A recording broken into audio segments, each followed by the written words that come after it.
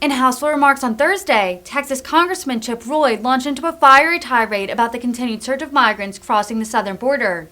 The hardline conservative said that congressional Republicans aren't doing enough to secure the border. He asked whether Republican House leaders would convince, quote, that great stalwart of defense of our border, Mitt Romney, to vote for an immigration reform bill. He then mocked Romney for voting to advance the Respect for Marriage Act. Targeting seemingly insufficiently conservative Republicans is a common refrain from Roy, who is a rising star among the right-wing flank of his party. So what are we going to do? What are Republicans going to do to demonstrate that they get what time it is in America? That they get that there's $32 trillion in debt?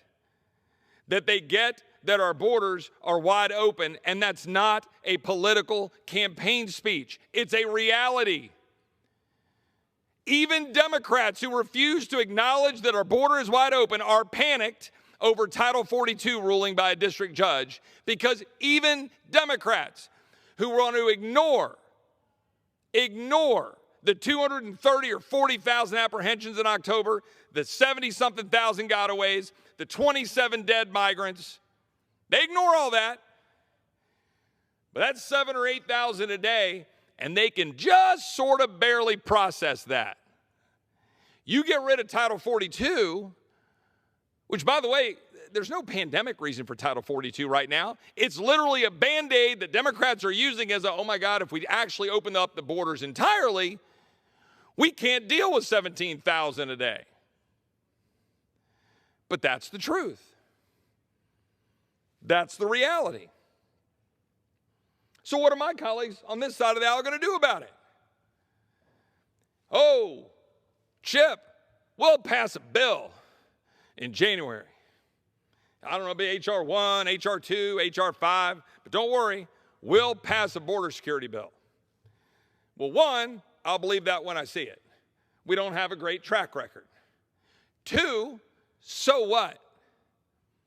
Are you going to pass that bill and walk over and convince that great stalwart of defense of our border, Mitt Romney, that he should vote for it? You going to convince any of the 12 who just decided to redefine marriage and stomp all over religious liberty over in the United States Senate? Are you going to convince any one of them to vote for a strong border security bill? And even if you do you think that Joe Biden is going to sign it? So the question for Republicans is, are you willing to use the power of the purse articulated by our founders in Federalist 58 and broadly at our founding to stop what is happening in the destruction of our sovereignty with wide open borders that are endangering migrants, killing Texas, having fentanyl poured into our schools? Or are you going to just continue the fraud that is the United States House of Representatives? Because that's what it is. We don't represent anything at all when it comes to the core values of the American people. We represent power. We represent the quest for power.